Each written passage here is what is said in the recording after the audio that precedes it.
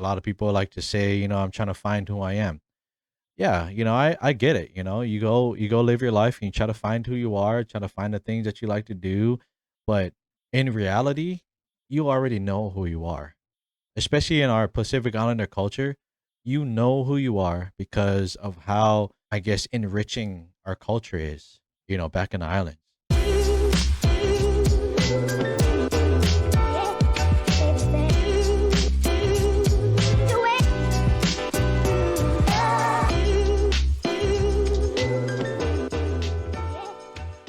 Hey, yo, what is up, ladies and gentlemen? Welcome back to the Super Deep Podcast, where we dive super deep into different topics. And as always, I'm your host, Starr. And today it's just me. So it probably is going to be probably blah. I'm over here freaking messing up on my words because, yeah, it's probably going to be just a short episode, but we are going to dive into something that's probably relatable to a lot of people. As you guys know, I'm living in the mainland now, aka the United States, and I'm currently in Arizona. So we're going to talk about, me, my life, and why I moved to the mainland, why I decided to stay in the mainland too. So we're going to talk a little bit about that, and yeah, so we are going to get this started. So this is, what episode is it? This is episode 28. I freaking can't believe we are 28 episodes in, and so far it's been a great journey. But yeah, speaking of a journey, before I get started with the journey, if you guys are watching on YouTube, thank you so much for watching on YouTube. Please like this video, subscribe to the channel, and hit that notification button so that you don't miss any episodes. I know I've said in the past that we air every episode every Wednesday.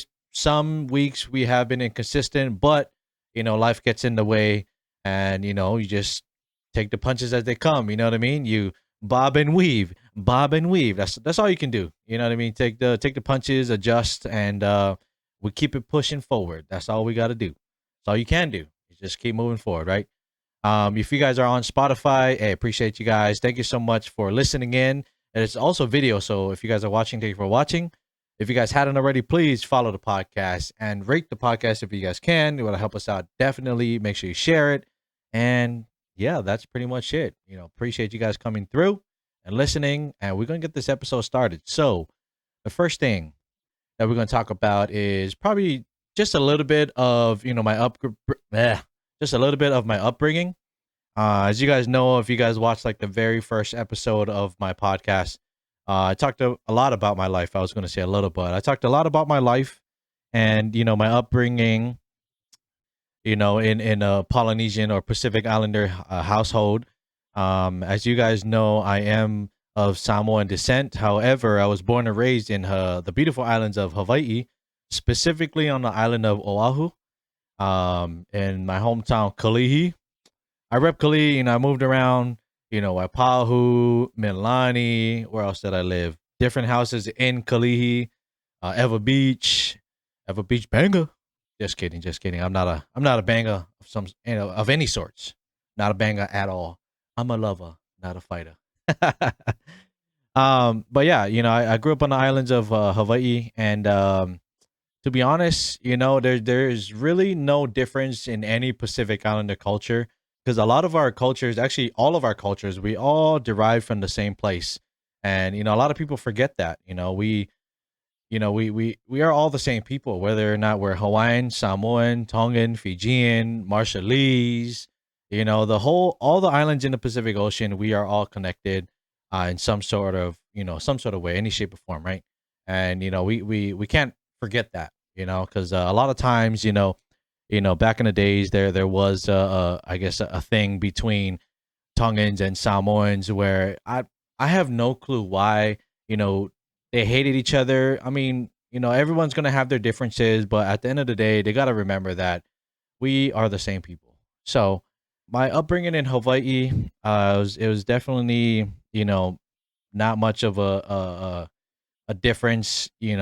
Obviously in Hawaii there's the Hawaiian culture, but I am Samoan, and my household, we was raised in a Samoan culture, but at the same time we were, as heavily influenced from a different island, obviously, and on top of that, being a part of the United States. So yeah, I really appreciated, my upbringing in my culture, and also, different cultures merging into that upbringing. It really taught me a lot about, you know, pride, humbleness, what else? Dedication, motivation, faith. That was a lot had to do with faith in my upbringing, as far as going to church, believing in God, and believing that God has a purpose for everybody. Because to be honest, God had literally has a purpose for everybody, and it don't matter if times are hard, or you get knocked down, or there are times where you really just don't think that you're gonna make it. Believe me and trust me, and have trust in him that there is a purpose behind every single thing that happens to you in life, no matter how devastating it is. And it's a tough pill to swallow, but you really got to dig down deep. And I like to tell people, find your why, the reason that you're living, the reason that you are alive.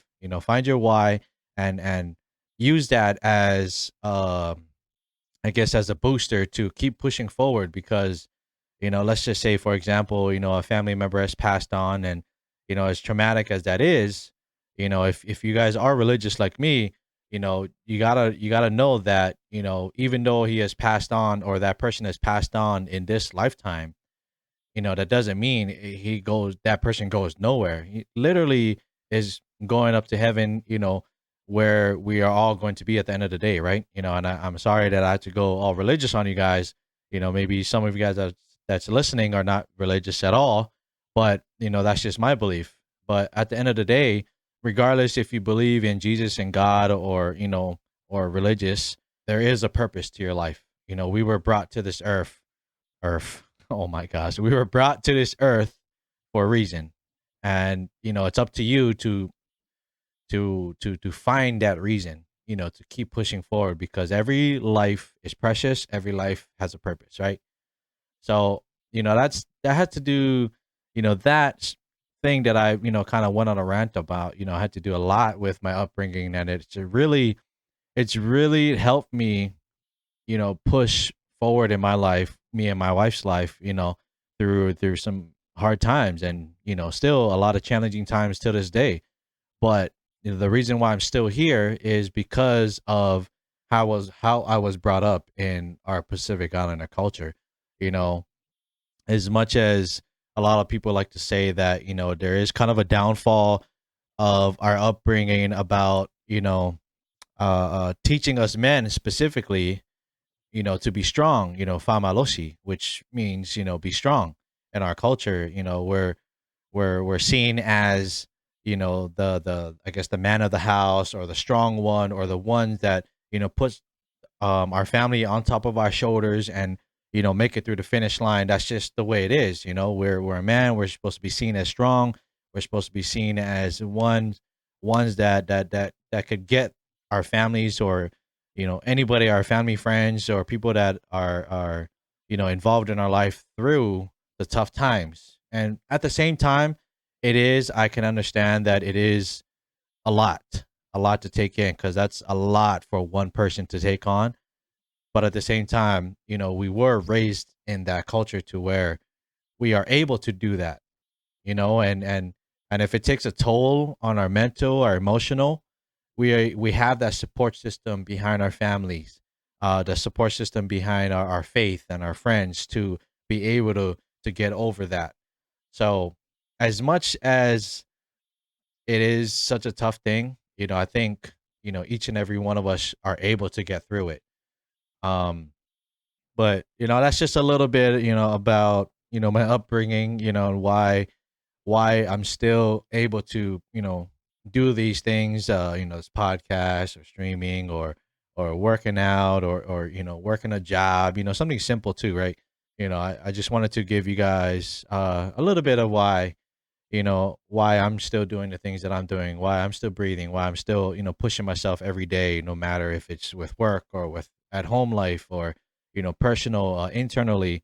And to tie that back into, me living away from home in the mainland in Arizona, it's really helped me, I guess, through all the tough times of me missing home, you know, missing family. I mean, yes, I do have family out here in the mainland, but it's not the same if you are not living with the family that you grew up with. Family is everything in our, especially in our Pacific Islander culture. Family is everything, literally everything. You do everything for your family.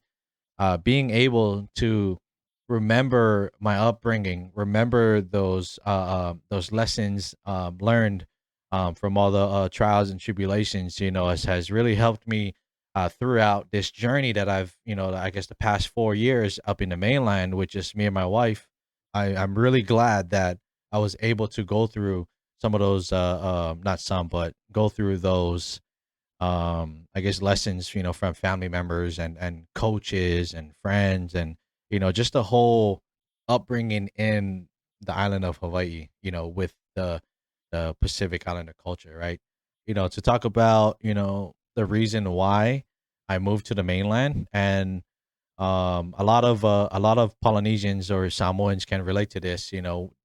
As much as we love our island, the island of Samoa or Hawaii, I'm there's I guess there's that thing, I think we talked about this on previous episodes when I had a guest or whatever. The only way to, well, maybe not the only way, but the most common way to get off the island to I guess start your life, to be able to be successful in life was, either through sports or through the military.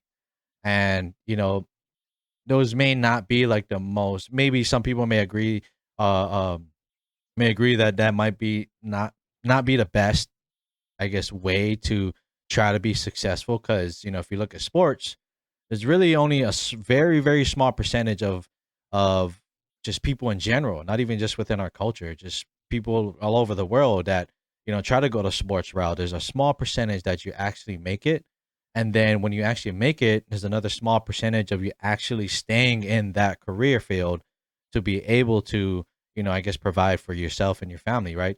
So that was definitely, the sports route is definitely a really big hurdle to get over, to be able to, I guess you could say, be successful, right? And so when that doesn't work, right, a lot of our Polynesian kids, they turn to the military, because the military is, what we was told was the military was a stable career field financially, especially financially, right?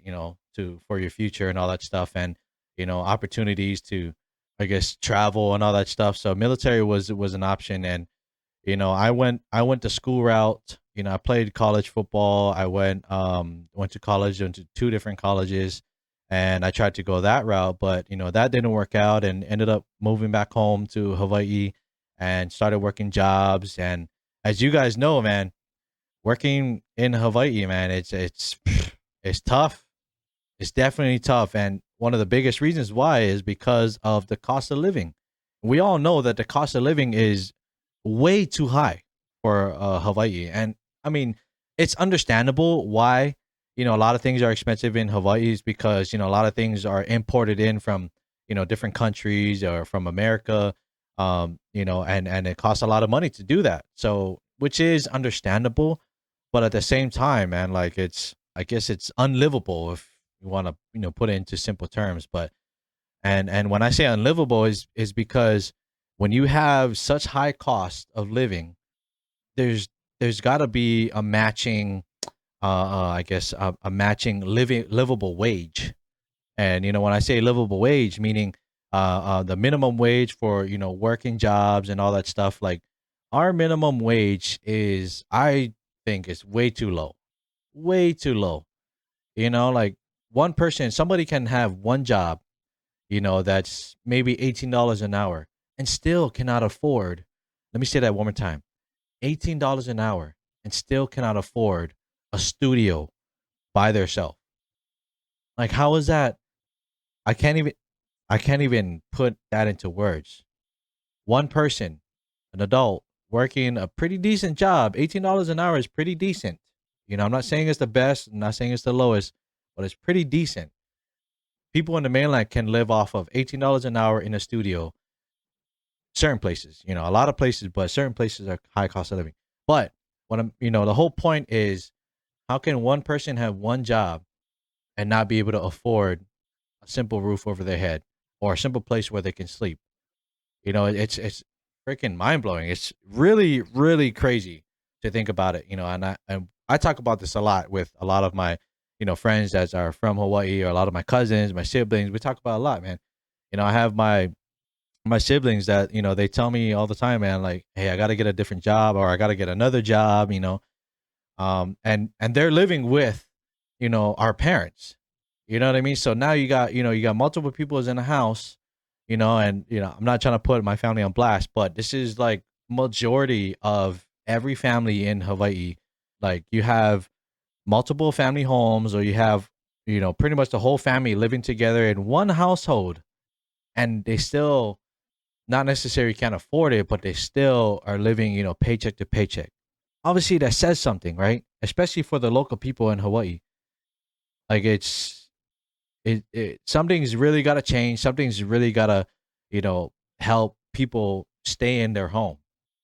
You know what I mean? Like, everybody, I think I saw a study out there that there is about 75% of, no, not 70. There's about 35% of people are moving to Hawaii that's not from there, that are moving to Hawaii, and then like 75% of local people moving out of Hawaii. That's mind blowing. Like, there's obviously a reason why people are moving out of, their homeland, because it's too expensive and the pay wage does not help. So that's what I did, right? That's what I did. I joined the military because, I wanted to, now that I was married, well, I still am married, but when I got married, I was thinking of, like, how am I gonna take care of me and my wife? Because that's my family now. How am I gonna take care of me and my wife living, with the rest of my family? I mean, don't get me wrong. I love my family. I love living with them. That's one thing that I miss about home, is being with my siblings, being with my parents and my cousins. Seeing them every day. That's your family. That's my blood. So I miss it. But me and my wife, that she is my family now. She is like my priority. So how am I gonna, support my wife? How am I gonna put a roof over my wife? And how am I gonna do that if I'm still living with the rest of my family? Like, it's not that I'm dependent on my family, but I don't know. I don't know how to put it, but it's just that image of, the outside looking in, and like, hey man, this guy is married, and he's still living with his parents. And again, nothing wrong with that, but it's just, I guess, me emotionally and mentally, it just proves to prove to myself that I'm able to take care of my family. So I joined the military, and we moved out to Arizona. I got stationed in Arizona, and in the beginning, it was definitely tough because, like I said, with our Pacific Islander culture, we are very family oriented. So, being away from my immediate family, which is my parents and my siblings, and all my cousins and stuff, like, it was definitely hard. And it wasn't just hard on me; it was hard on my wife too, because she grew up in the same situation where it was, she's seen her siblings, her cousins, her aunts, uncles, her parents, literally every day. And for us to move into the mainland and be on our own, it was definitely a challenge, and it was definitely something that me and her had to come together, pull our strengths together, our faith together, to be able to move forward, together as a couple, as a married couple, right? To me, I think that has really made us, I guess, stronger within our relationship between me and her. Being able to overcome this challenge, this one challenge in our life, right? Being able to overcome that has really pulled us together closer, and really appreciate each other more. And because seeing each other struggle, seeing each other, go through, challenges emotionally, has really, brought us together a lot more. which is I really appreciate that. And that's just that's one of the, I guess, one of the lessons that I've learned throughout this process of living away from home is being able to, I guess, move forward in my life with my spouse or my other half, right? And I could say the same for her. So, was it tough? Yeah, definitely. Was it exciting? Yeah, it's exciting in a way to where, like, now that we've gotten over this hump, there's, it's open up different, I guess, different doors to more opportunities of what we are capable of doing, what we are able to do.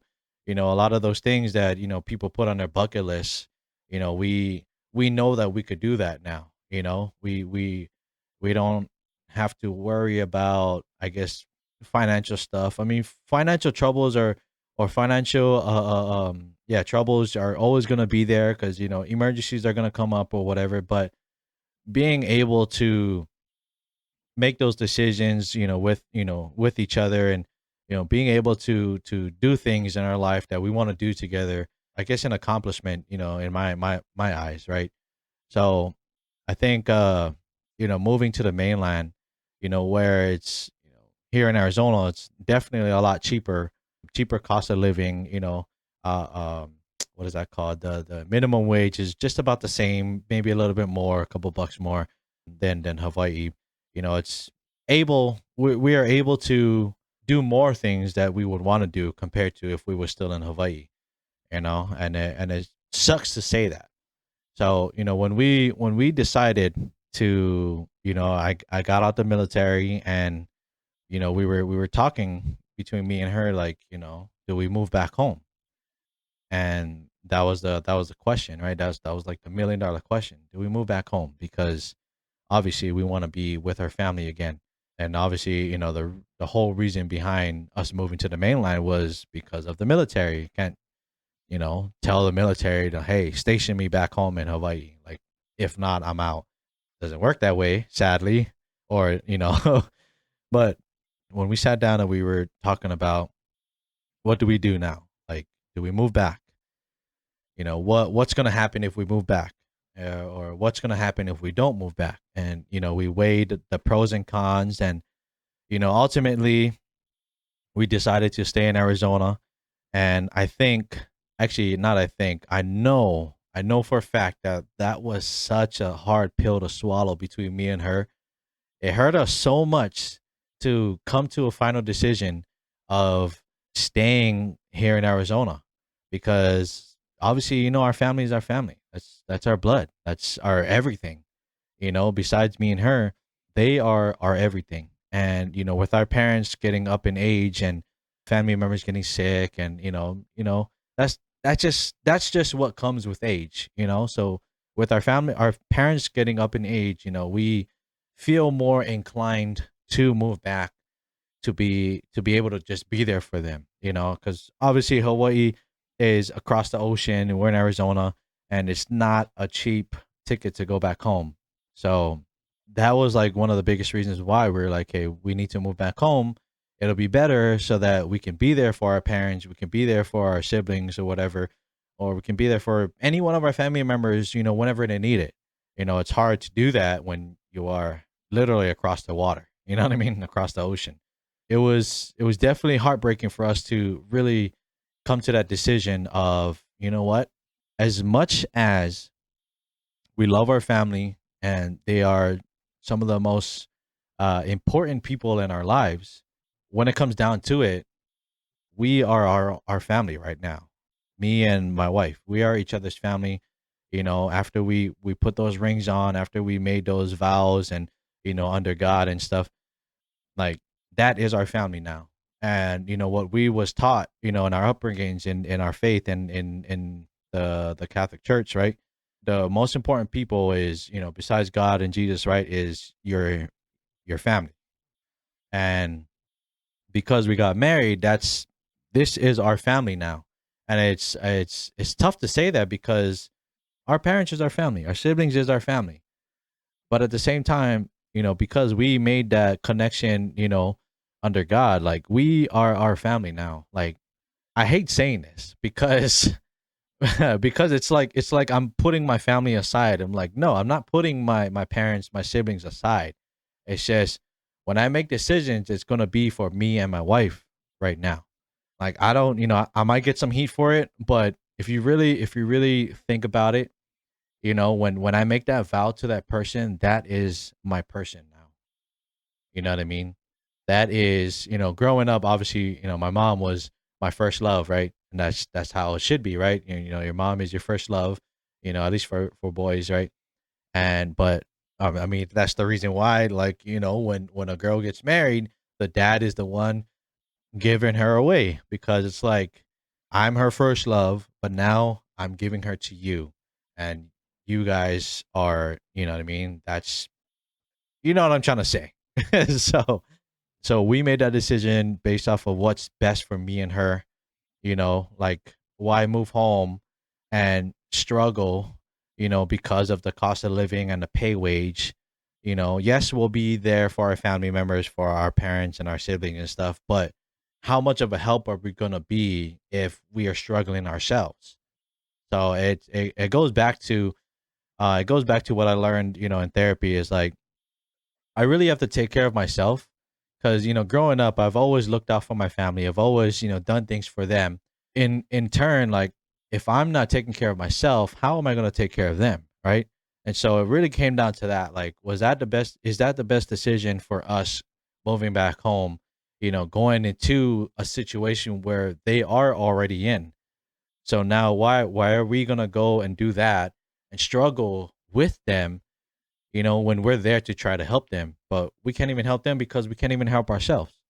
So, being here in Arizona, being, here in the mainland where it's not as high of a cost of living, as low of a pay wage, we're able to take care of ourselves so that whenever we can, we could fly back home, or send money or whatever it may be able to help our families from afar. I think that was, a better decision, and kind of a big reason why we ended up staying here in Arizona. The other reason why we stayed up here in Arizona is because we have family up here, that did the same thing, was moved away from the islands and made a life out here. So we have family out here too that we've gotten close to, even though we didn't grow up with them. We've gotten super close to them, and so it's kind of like our family away from family, basically, which I guess when I say it out loud, it doesn't make sense because they're just our family. But you guys understand what I'm trying to say. But we've slowly built, I guess, a life here. We are trying to have kids. Hopefully one day, in God's timing, we'll definitely have a kid, a son or a daughter. But we built a life out here, and I am I'm happy where I'm at. I'm happy where we're at. We still have our struggles. We still have our times of challenges and stuff like that. But who doesn't have that? This world is a brutal place. I've said that multiple times on different episodes. This world is such a brutal place that all we can do is keep trotting forward. Keep trotting forward. Take one step at a time. That was our decision. Coming home. I mean, coming home. Staying here in Arizona, moving away from the islands. And yeah, like I said, it was definitely a hard pill to swallow. But at the same time, I think it was a good decision to stay out here. Definitely a culture shock. I'm gonna touch up a little bit on the culture shock. I know we are 30 minutes in, but we gonna keep talking about it. A big culture shock because if you guys grew up in Hawaii, we have our upbringings. We have our way of life over there, with the Pacific Islander culture, compared to the mainland culture, where there's so many different cultures out there, um, um, uh, African Americans, Mexicans, Asians, and Caucasians. There's so many different cultures out there that, you know, it was definitely different.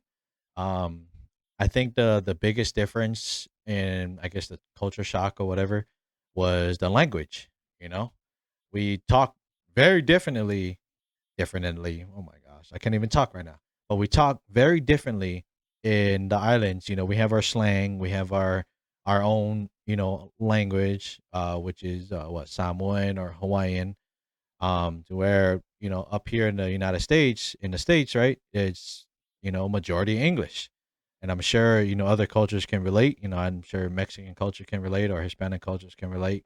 Moving up to the States, it's definitely a different language, and it's a big language barrier. But, at the same time, like, even though, I've lived here for what, 4 years, it doesn't stop me from, I guess, living in my culture's way, if that makes sense. You know, I don't know. I don't know if I'm making sense, but it doesn't stop me from, I guess, remembering my roots. You know what I mean? So it's like, even though this is my home now, it doesn't mean Hawaii is not my home anymore. So it's like that saying, right? What is that saying? Your home is wherever you are.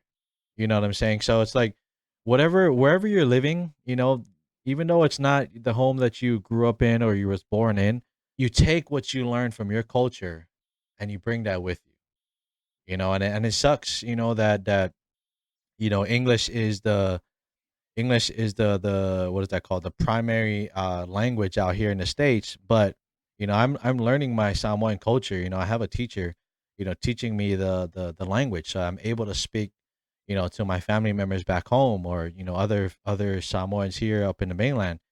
But I'm taking that culture, my culture, with me wherever I go, because that culture in itself is my home. You know what I mean? So, as long as that's in my heart, that's in my soul, that's in everything that I do, that's I'm always going to be home no matter where I go. So, learning my language, remembering my upbringing, remembering the family spirit, my faith, remembering taking all of that with me. I'm I guess in a way I'm never going to leave home. So, I think with every culture that's out there that moves wherever they need to move, right? If they do that, take everything that they was brought up in, their culture, their language, their, the reason why they live and all that stuff, and they take that with them wherever they go, they're always gonna be home.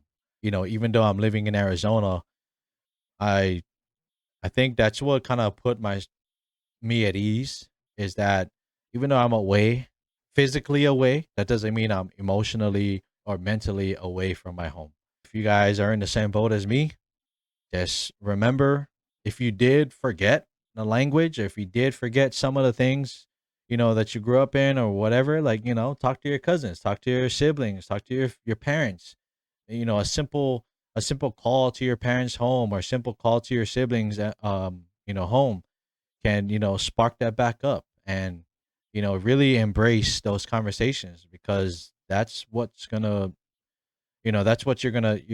take for the rest of your life, is those small little moments with your family members. And when times that you forget about the culture, you just remember those conversations, or remember those bonding moments with your family members. Be able to, I guess, I don't know, come back to, who you are. A lot of people like to say, I'm trying to find who I am. Yeah, I get it. You go live your life and you try to find who you are, try to find the things that you like to do. But in reality, you already know who you are. Especially in our Pacific Islander culture, you know who you are because of how, I guess, enriching our culture is, back in the islands. You know, everything that our parents have taught us growing up has a significance behind it. And it's really up to us to have that realization of those significance in each thing, each slap on the head. No, no, I'm just messing. But each thing that was taught to us, you know, we have to have that realization of why, and why it was taught, why those things are being taught to us within our culture, right? And so, going to therapy, talking to my siblings, to my parents, to my wife, made me realize that, everything that I was brought up with, everything that I've learned, that I'm still learning, like my language and stuff, I'm taking that with me everywhere I go. And because of that, I'm always going to feel like I'm home. So, yeah, take that however you want to take it, and I hope it does help you, for those who are living away from, the islands. But yeah, that's kind of basically what I wanted to talk about. It's not a long episode, but I hope some of the things that I've gone through, some of the things that I've talked about in this episode, is really help you guys push through whatever challenges that you guys are going through. Whether or not you being homesick, or whether or not you are trying to decide whether and if it's a good decision to stay in the mainland or to move back home. you know, I was told this by one of my old coaches. That he's proud of me of where I'm at right now. I told him a little bit about why I decided to stay in the mainland, and you know what he told me? He told me, he's like, "There's nothing for you here." Don't take it the wrong way. When he said there's nothing for me there, that just means there's well, at least how I took it. There's just nothing more that I could do than what's already being done at home. You know what I mean? Like, just like what I said earlier, I'm gonna go back home and struggle because of the situation there. So what more can I do to help my parents than just physically being there? Physically being there, emotionally being there. I can emotionally be there while I'm here, if that makes sense. You know what I mean? I can call them, I could FaceTime them. That's emotionally being there, just being a ear for them to listen to, or just have small little conversations every day or whatever. I could do that being away from home, right? If I go back home, I'm putting myself in that same situation that I was from when I left. I took that saying as in that way. There's nothing for me there, you know? And some people can say, like, what do you mean there's nothing for you there? I know my family's there. That's what's there for me, right? But they're never gonna leave. Home is always gonna be home, like where my parents are, my siblings, right? Home is always gonna be home. I could always come back to that, right? They're never gonna leave, you know. I took it that way. Some people might think like, oh, that's kind of a mean thing to say. Like, there's nothing for me there. No, you gotta, like, if you took it the way that I took it, it kind of makes sense. You know what I mean? It sucks, man. It sucks not to be able to move back home and do the things that I want to do, because of the situations there, as far as living situation, right? But you live and you learn, right? You learn things throughout your life, and all you could do is take what you learn and keep moving forward. And that's what me and my wife are doing. We're doing what we can to better our lives, and in return, that makes our parents even more prouder. You know what I mean? Because at the end of the day, when your parents are raising their kids, right, when they're raising you, all they want for you is to be happy. They don't they don't I mean, some parents, probably need some parenting tips and skills or whatever, or they just don't have the philosophy behind parenting. But I can say that majority of the parents, when they raise you, the ultimate goal for them when they're raising their kid is for them to be happy in their life, for them to be able to move forward in their life and create their own family and do the same for what they did for them. That's all they want in life, is their kids to be happy. You know what I mean? So whether or not them being happy staying home, or them being happy moving away, them being happy playing sports, them being happy doing this specific career field, as long as they see their kid smiling, as long as they see their kid enjoying life in a good way, not enjoying life and partying up a star and blacking out, da da da da da. You know what I mean? In a good way, then I'm sure that all parents can agree that seeing their kid happy, seeing their kid strive in life, emotionally, mentally, even physically, that puts their heart at ease. That confirms to them that they've done right by their kid by doing that. So, that's all a parent can ask for, is seeing their kids succeed in life, doesn't have to be financially, just succeed in happiness, then that's all they can ask for. That's all I am going to ask for in the future when I have kids. That's all I want for my kid is to be happy, no matter what they do, right? Then I know that I did my job as a parent. With that being said, I know it was just me today. We didn't have Kaleo here. She was busy with her life stuff, but we still trotting forward. You know what I mean? I wanted to touch upon a little bit of this and my decision on staying in the mainland and not moving back home to Hawaii. I hope you guys enjoyed the show. Again, if you guys are on YouTube, go ahead and like this video, subscribe to the channel, and hit the notification button so that you don't miss any more episodes. If you guys are on Spotify, go ahead and rate the show, follow the podcast. And you know what? I think it's on Amazon Music too. So wherever you guys listen to your guys' podcast, subscribe, like, follow the podcast. I appreciate you guys. Oh, actually, you know what? I totally forgot. I forgot to mention in the beginning of the episode that I don't know if I should say sponsor, but we have a partner or a company that we are collaborating with. So this company is called Okoa Clothing, or Okoa Ohana on top of their social medias. So they are a clothing brand, and they are, what do you call it? Their designs are inspired by Hawaii local foods. So like play lunches, spam musubi, shaved ice, Hawaiian shaved ice, pog juice. Like, man, they have some really good designs. So if you guys want to check them out, go ahead and check out their social medias that are going to be linked down below, but I'm just going to say it right now. So if you look up on Instagram and TikTok, you can find them at Okoa, Okoa, Ohana, Ohana. And then their website is also Okoa Ohana. What the frick? I am messing up my words. OkoaOhana.com. So check out their merch. Hey, be sure to use I have a discount code.